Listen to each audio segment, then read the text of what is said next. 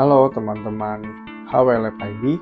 Kali ini kami kedatangan memori dari Corsair, yaitu seri Vengeance RGB DDR5.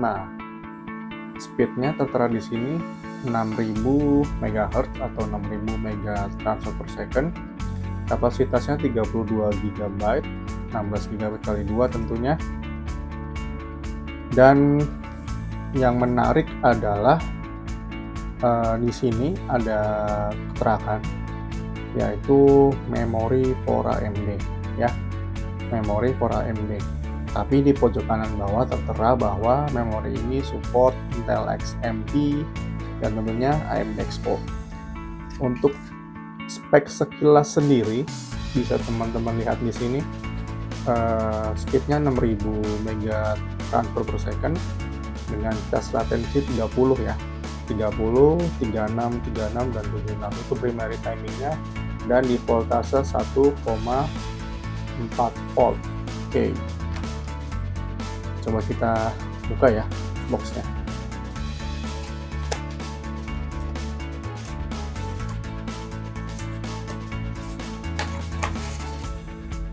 Nah, ini ada di dalamnya ada kemasan blisternya ya dalam paket penjualannya.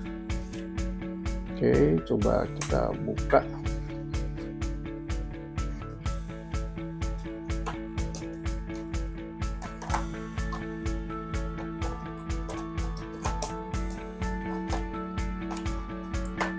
Oke.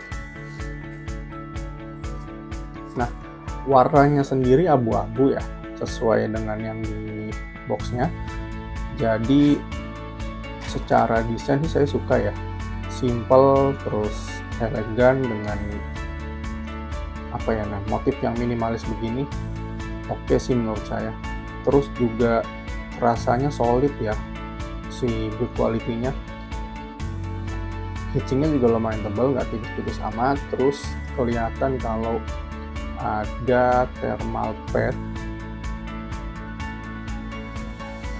yang mengcover seluruh IC memori ini, dan tentunya thermal pad di sisi si PMIC-nya ya kalau teman-teman lihat. Oke, ini spek lengkapnya 6000 MB transfer per second, 30, 36, 36, dan 76 untuk primary timingnya. Oh iya, memori ini didistribusikan secara resmi di Indonesia oleh PT DTG ya. PT DTG ini sudah terkenal sebagai distributor Corsair dari cukup lama ya setahu saya.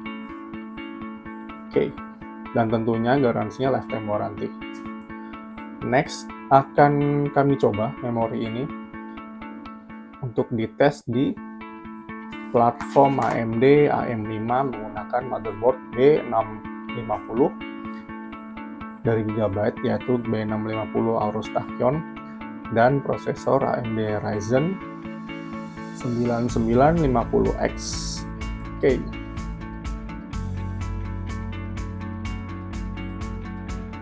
Kita langsung uji aja ya, untuk tahu gimana sih performa dari si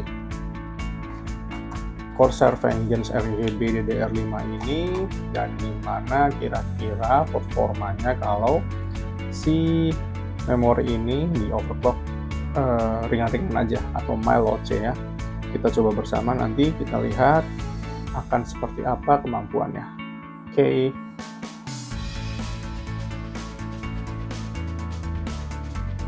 Oke teman-teman, selanjutnya kita masuk ke bagian pengujian ya. Jadi metode yang pertama, kita coba load profile dari si memori Corsair ini, load profile expo-nya yang di angka 6000 MB transfer per second CL30 tadi. Dan yang kedua, kita coba memori ini berjalan dalam kondisi default atau JDEC ya. Jadi kita nggak lakukan apapun di BIOS, benar-benar kondisi default. Oke, benchmark yang kami gunakan ada AIDA 64 Memory Benchmark, kemudian V-Ray untuk menggambarkan simulasi rendering, kemudian ada Handbrake untuk menggambarkan pengujian encode video. Lalu yang terakhir ada benchmark 7-zip ya teman-teman, untuk simulasi compressing dan incrementing file. Untuk AIDA 64 sendiri, Expo jelas unggul di kondisi ini, baik di read, write, atau copy dengan keunggulan yang lumayan signifikan ya. Ada di angka 25.000 MB per second pada kondisi read dan write. Kemudian untuk V-Ray sendiri, ini ada perbedaan antara Expo dan default di kisaran 2000 poin ya skornya ya. Lumayan cukup jauh Expo meninggalkan kondisi default. Kemudian di uji encode video menggunakan software Handbrake, Expo menyelesaikan encode video lebih cepat sekitar 8 detik dibanding kondisi default. Kemudian yang terakhir pada benchmark 7zip, lagi-lagi profile Expo ini memberikan dampak yang lumayan signifikan dibandingkan kondisi default. Perbedaannya cukup jauh, terutama di sisi compressing ya teman-teman. Oke, kemudian yang ditunggu-tunggu oleh saya pribadi dan teman-teman mungkin, yaitu uji overclockingnya. Uji seperti apa sih overclocking yang dapat berjalan di memori ini? Kami melakukan OC ringan ya, yaitu menaikkan frekuensi dari 6000 ke 6400 MT per second, tentunya dengan adjustment di beberapa timing seperti primary dan sedikit di secondary, tapi tetap menggunakan voltase memori bawaan si Expo-nya, yaitu di 1,4 volt. Setelah beberapa saat mencoba, kami berhasil mencapai target yaitu 6400 MT per second CL32 di voltase 1,4 volt.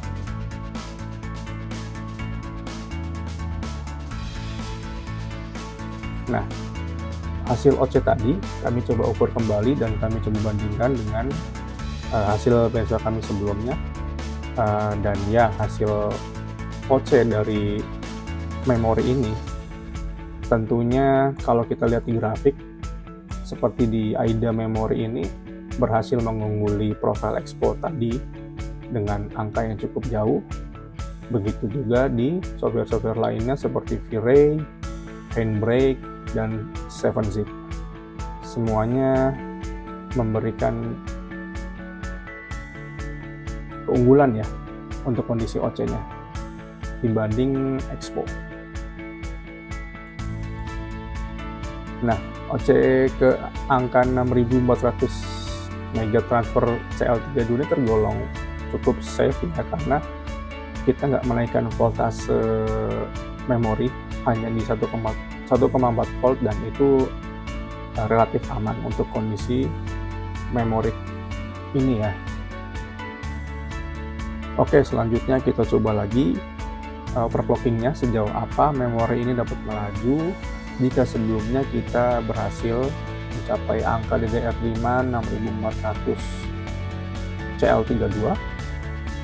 Pada kondisi advance overclocking kita berhasil mencapai kecepatan memori di DDR5 6400 MT transfer per second CL28 dan berhasil menjalankan benchmark Geekbench 3 tanpa ada masalah berarti. Kemudian selanjutnya kita coba sebelumnya yang kecepatan 6400 itu kita di mode 1:1 ya, artinya kecepatan memori dan kecepatan memori controller berada di kecepatan yang sama. Oke, selanjutnya kita coba sejauh apa memori dapat melaju di mode 1:2, yaitu artinya kecepatan memori controller berjalan setengah dari kecepatan memori.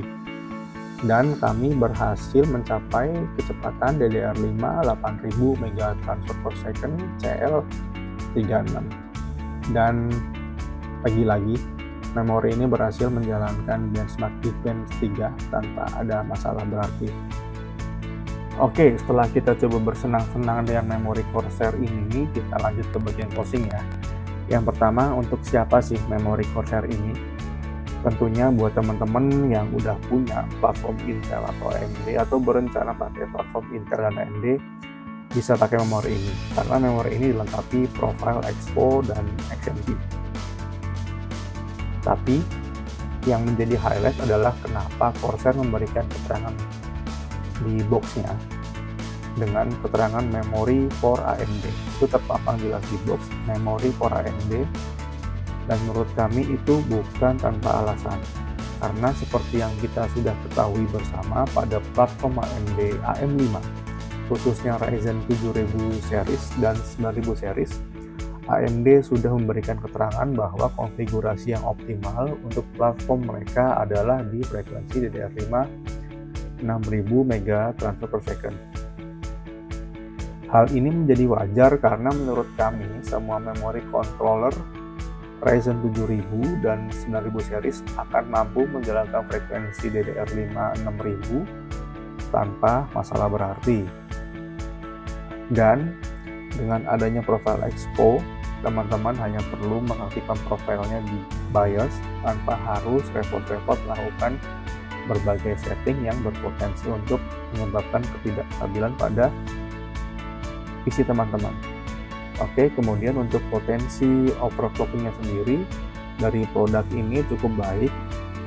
Sejauh yang kami coba bisa mencapai kecepatan DDR5 8000 MB transfer per second di CL36. Ingat ya teman-teman, kecepatan expo-nya ini dari DDR5 6000 ya, dan dapat mencapai DDR5 8000 itu hasil yang sangat baik menurut kami.